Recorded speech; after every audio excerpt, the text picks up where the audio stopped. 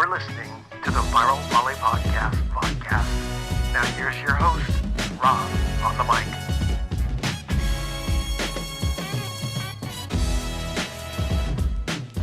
mic. She is a baller. She's picking up everything that's behind the block, under the net, around the net.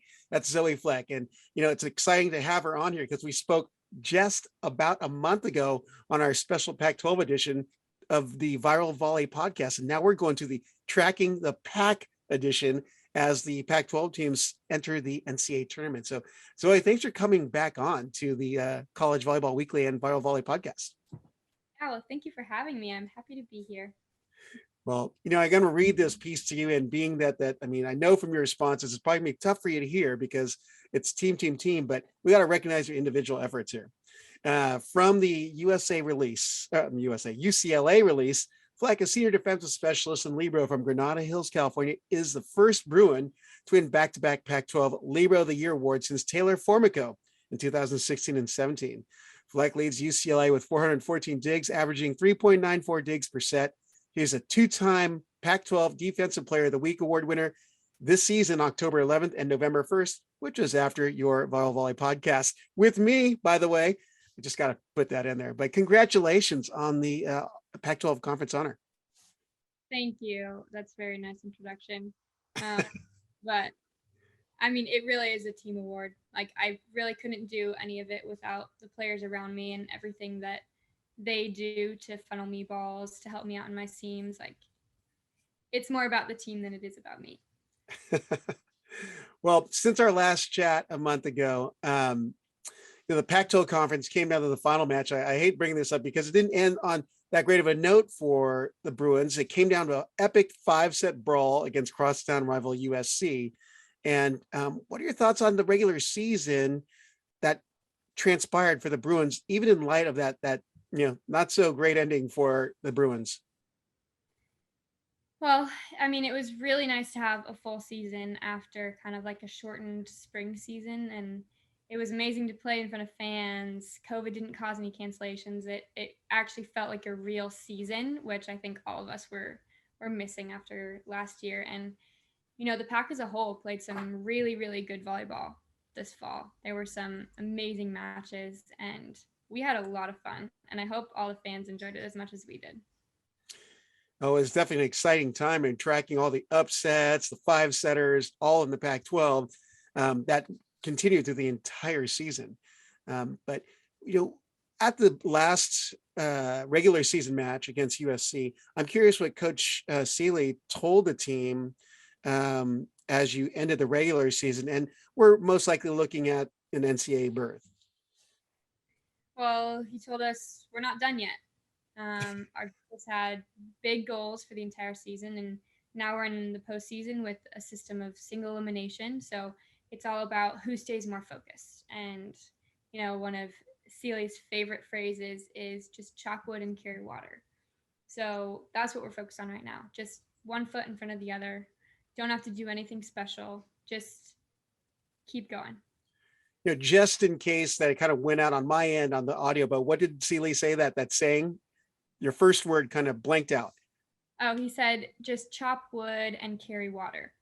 Oh, I like it. The outdoorsman in him, trying to get you guys going and being brawlers in the wild, huh? Yeah, just appreciating the moment, having gratitude for the place we're at, the people we're with, and just taking it one step at a time and enjoying the journey. Yep. Well, after receiving the news of the berth at the selection show, you're crowned as back-to-back Libero of the Year. And we talked about it a little bit in the volleyballmag.com piece, but I was tracking the Pac-12 this year, particularly on assignment, and there are a lot of gifted Liberos. And for you to be recognized, it's like knowing the other talent that was there, it easily could have gone to others, but you definitely had a great season. But for you, knowing that you're competing with such great talent, what does that mean to you to get the award again? Yeah, it's very cool. It's always cool to be recognized, but again, as nice as it is to win something like that, it really goes to show how well our team worked together this year. And one thing I do hope that comes out of awards like this is the attention it brings to passing. I think that's one area of the game in the United States that we don't really do a great job of putting the emphasis on, like in box scores. Mhm. And other countries record passing as official statistics, and all the teams keep the stats, but they're just not shared. So it wouldn't be that hard to actually share the stats. And I think if we do that, it would help people understand the game better. It would give more recognition to players who do a really good job in serve receive, and it would make volleyball better overall in the US as younger generations also start to put that emphasis on passing. Mhm. But on a defensive end, and we did chat about this a little bit before going on, and even on our previous episode, I mean, you've been the subject of some pretty insane highlight reels on social media, and they weren't in serve receive. It was someone just grinding, gritting, and getting every ball. Um, Talk about your attitude and mentality on the court when it comes to defense. Well, for me, defense is a lot about knowing what's going to happen before it actually happens. I spend a lot of time during the week watching film on the teams that we're going to play and trying to understand a situation and what each person wants to do in that situation before I actually get into it. And so when I see it in the match, it's not the first time that I've seen it. Mhm. So any of those highlight plays that you saw, probably a good amount of that was me knowing or having some idea that that was actually going to happen before it happened. So it's not just like reaction time or just Mhm. reading. It's also the work that went in the week to actually know what that person wants to do in that specific situation. Well, definitely amounted to some really good highlight reels, and even if you didn't get to catch matches, there's enough of you guys on social media to just get a sense of way the Bruins played with you.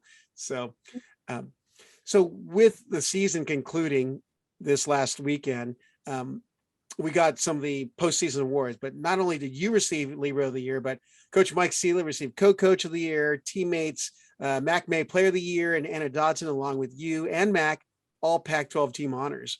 What does it mean for you and the team that you and these honorees receive these recognitions?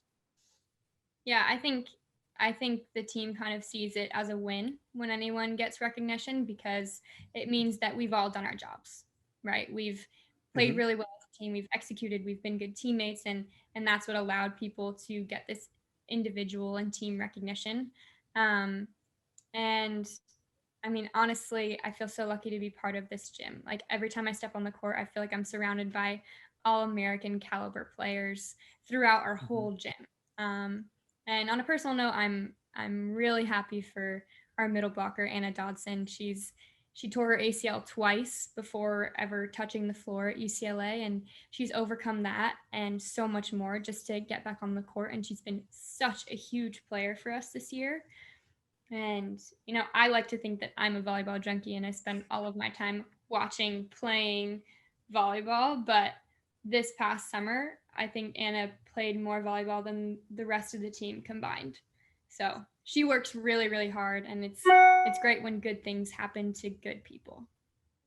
That's good stuff for sure. I did not know that about Anna Dodson, but hey, congratulations to Anna, Mac, Mike, and you for, and I believe there's an honorable mention on there, but the name is slipping my mind. But I mean, Yeah, Shelby and Alon both got honorable mention. yeah, so I mean, the Bruins had a wonderful season in 2021. Actually, the fall 2021, need to clarify because there was a spring 2021. So, um, but shortly after conclusion of this regular season, you guys obviously earned the berth to compete in the NCAA tournament. But what's the team's sense going into the tournament and having it in your front yard?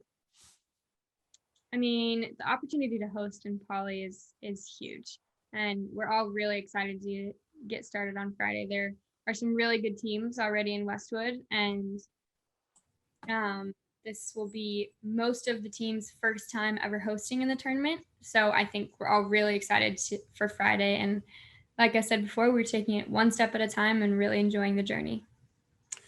Well, it's definitely looking good to see the volleyball back in Poly Pavilion with four good teams vying for a national championship. And without a doubt, this nation this last year has seen some great matches, and UCLA has been a part of a good portion of them as well. So this is now the back-to-back Pac-12 Libero of the Year, Zoe Fleck, from UCLA, be competing in the NCAA Women's Division I volleyball tournament this weekend at UCLA and Poly Pavilion. So Zoe, thanks for coming back on to the College Volleyball Weekly, tracking the PAC edition.